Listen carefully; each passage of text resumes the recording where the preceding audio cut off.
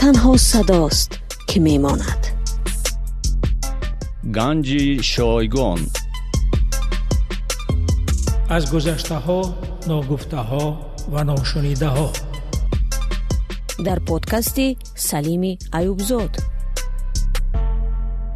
سلام و درود فراوان به مخلصان گنج شایگان که در این بخش یک گزارش تقریبا فراموش شده را از سال 1998 میخواهم توجه شما پیشکش کنم.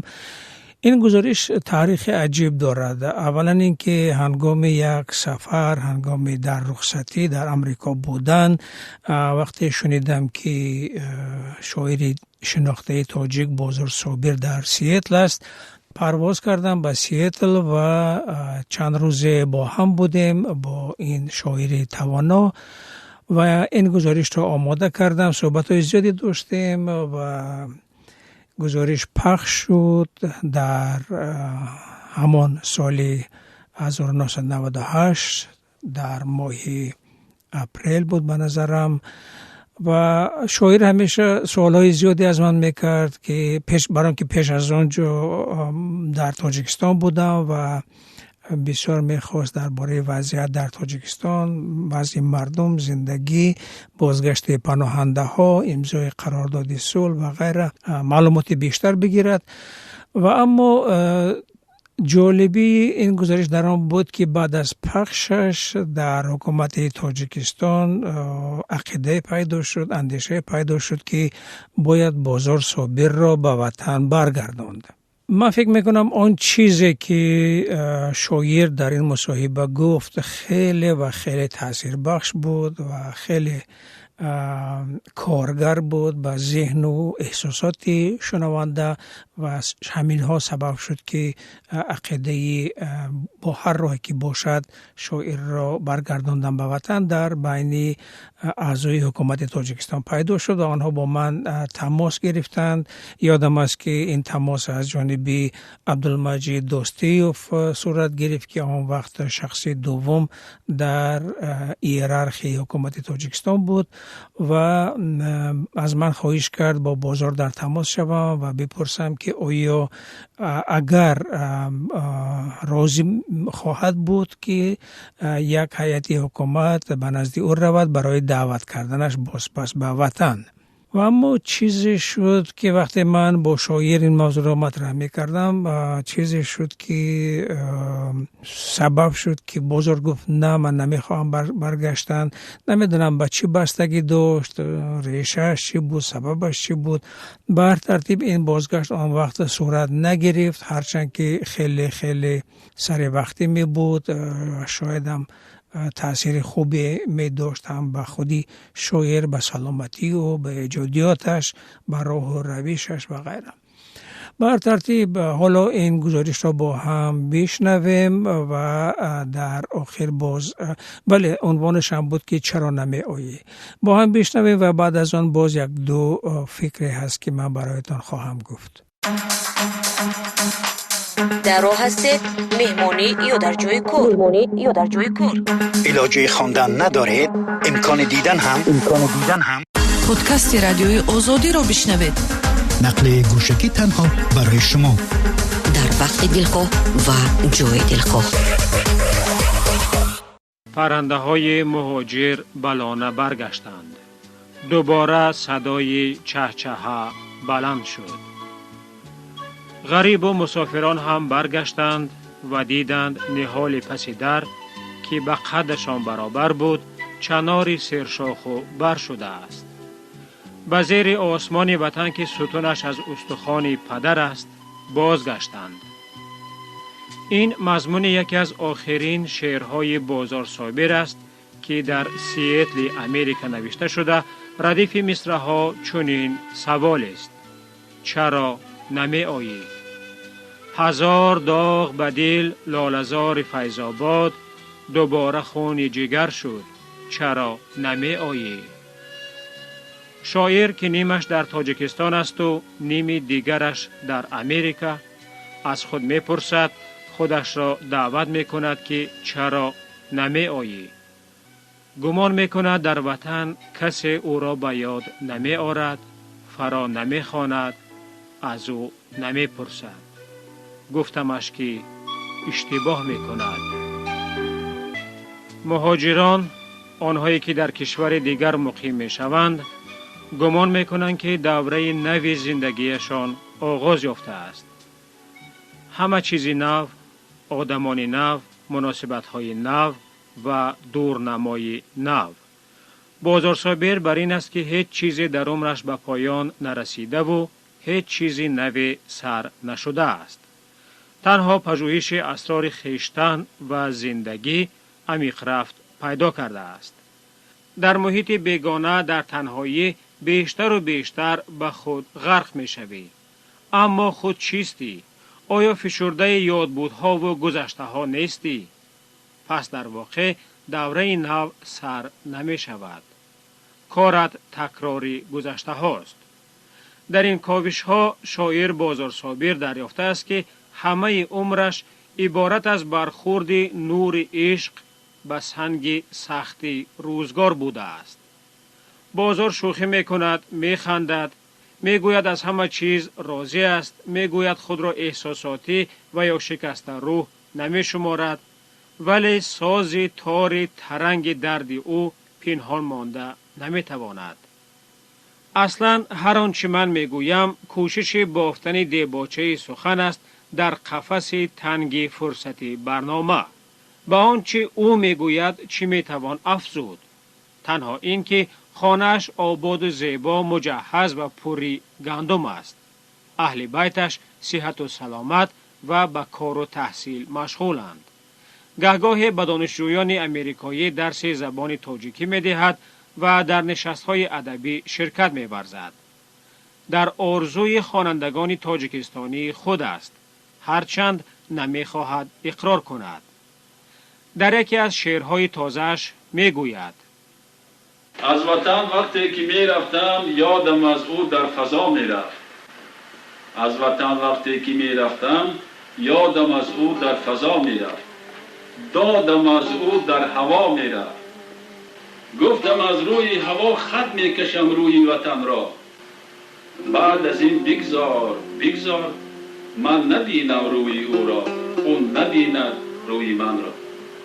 خواستم در شیشه تنگ هواپیما به این معنی خط کشم اینک.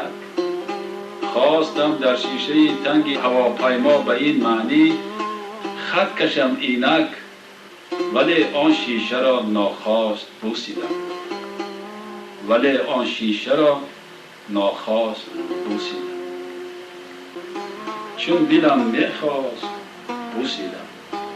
بوسم در شیشه تنگی هواپیما نمیکشم. از وطن رفتم ولیکن دور رفتن از وطن امکان ندارد. میکشد چون زاد بودی مهربان مهرش، گرچه با من مهربان کم بود. میکشد چون زاد بودی مهربان مهرش، گرچه با من مهربان کم بود. چون توانم از زمین همرگ و همخون خود بگریر، چون که در ناف زمینش خونی نافم رید. درد جانکاهی که از آنجاست درمان من آنجاست. ریش خونشارم که از آنجاست داروی من آنجاست. نیشی سوزانم که از آنجاست هم نوشی من آنجاست. زهر چندانم که از آنجاست نوش داروی من آنجاست. زادگاه هم در سری کوهی سفید شیربیش توتیا دارد. در سری کوهی زرافشان مومیا دارد. در سری هر پشته از رنگین کمان چرخافلک دارد. کوزه ماهی شبش شیر ملک دارد. لنگری دور و دراز ترنه های نوبهارش کو، چاک چاکی چاککی شب زنده دارش کو. کوچه های کهکشانی پختزارش کو. هموطنهایم کس و ناکس نبودند. مورهای همچه من در زیر پای رهگذر بودند. لاله های همچه من خونین جگر بودند. از وطن رفتم ولیکن دور رفتن از وطن امکان ندارد. می کشد خاکش، می کشد خاکش، از کشیدنهای خاکش نبض من کند است. ضربت نبضم مرتب نیست، ضربت قلبم مرتب نیست. از وطن رفتم ولیکن می کشد خاکش، خاک و خاشاکش.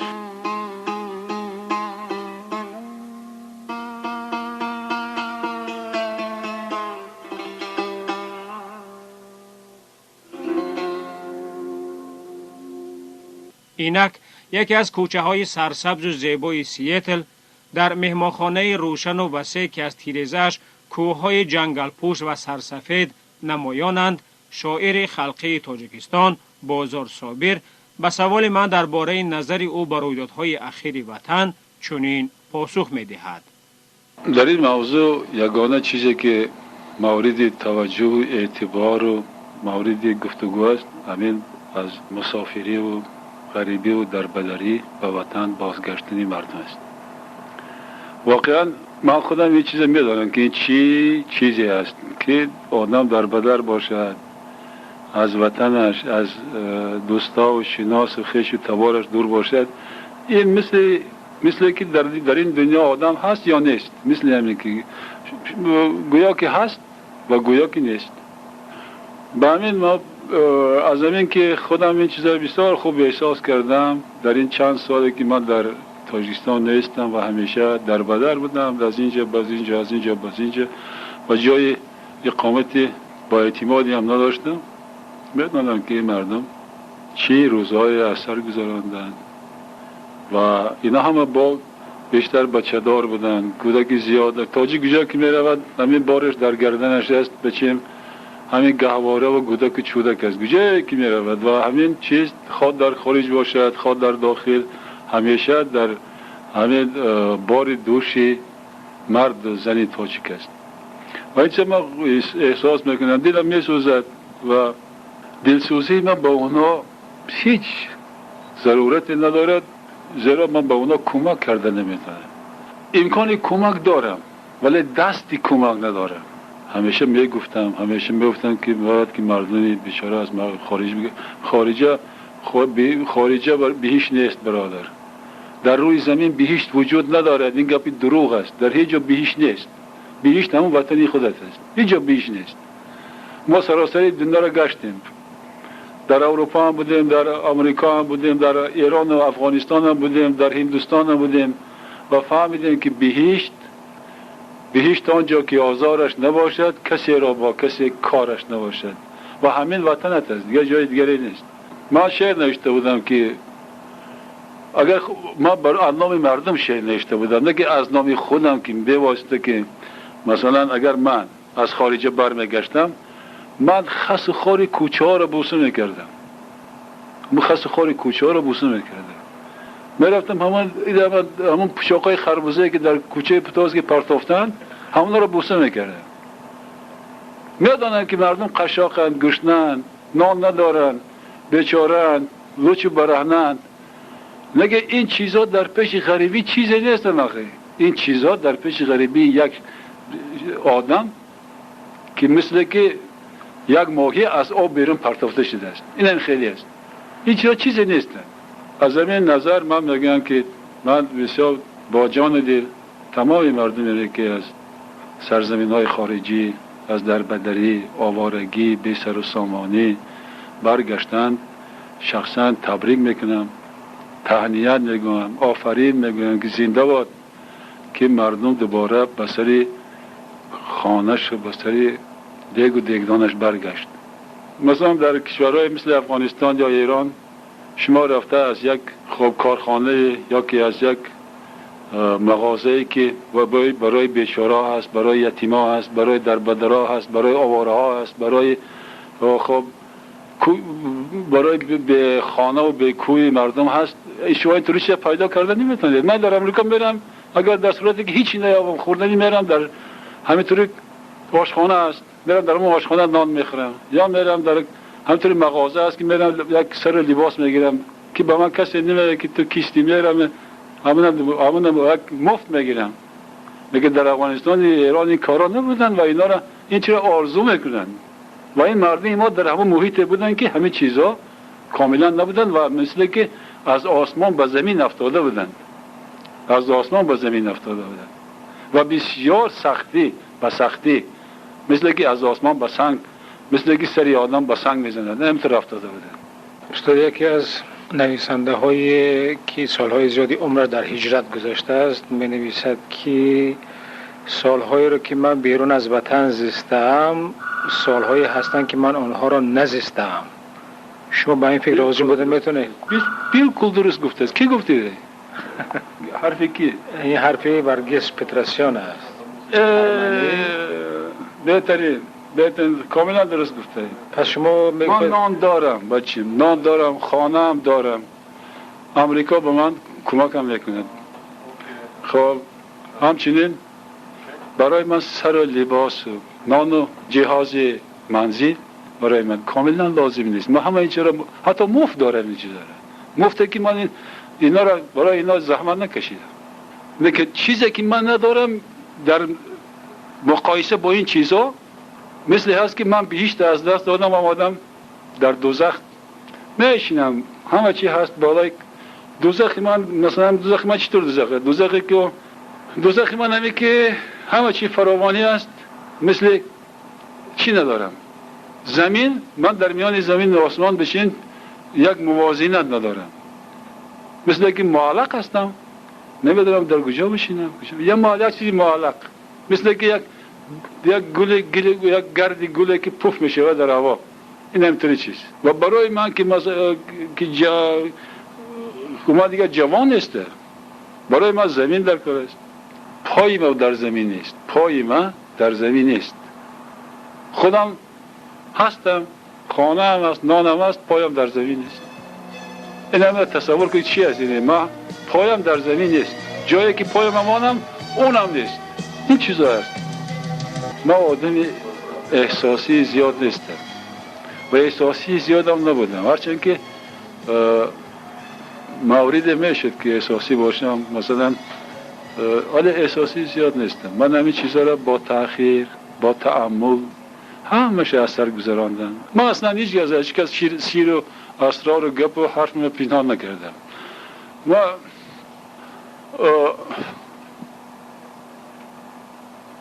سلیم برادر مثل همین که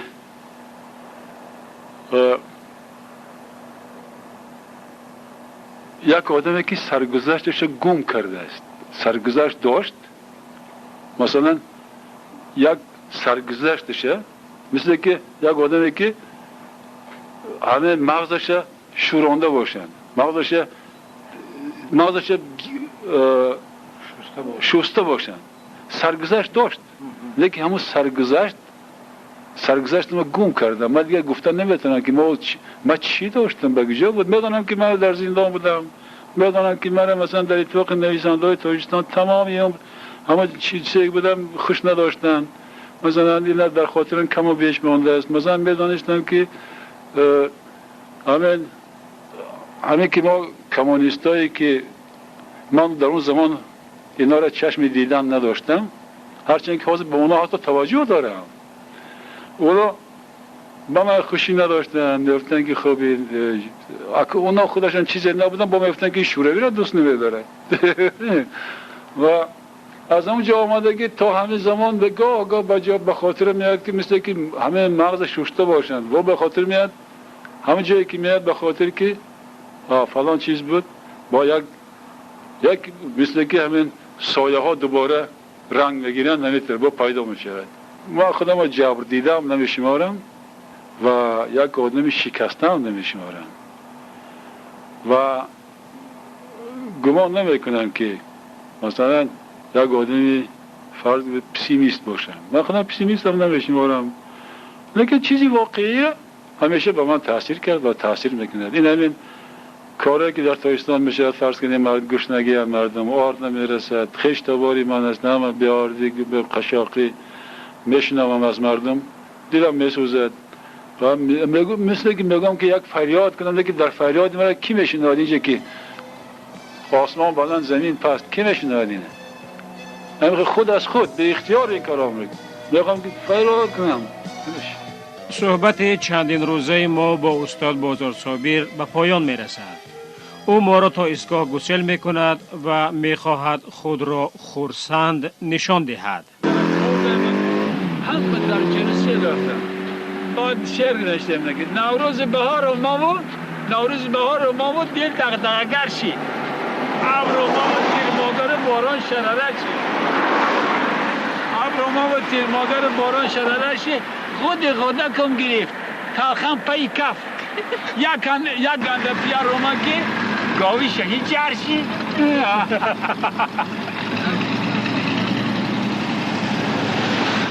می خندد، اما اگر در دوشنبه می بود طرز دیگر می خندید. خواندنهایش در گوش ما صدا می دهد. همان بنا که از اول وطن بود نامش، به خشت جان پدر شد چرا نمی آیی؟ همان ستون که از اول وطن بود بامش، از استخوان پدر شد چرا نمی آیی؟ چرا نمی آیی؟ بله چرا نمی آیی؟ و اما آمد، بازار صابر به وطن برگشت و تماما آن هم سرگذشت و سرنوشت خودش رو که طور می گفت گم کرده بود و معصویی شده بود و همه چی از یادش رفته بود و میخواست خود را پیدا کند، جای خود را پیدا کند.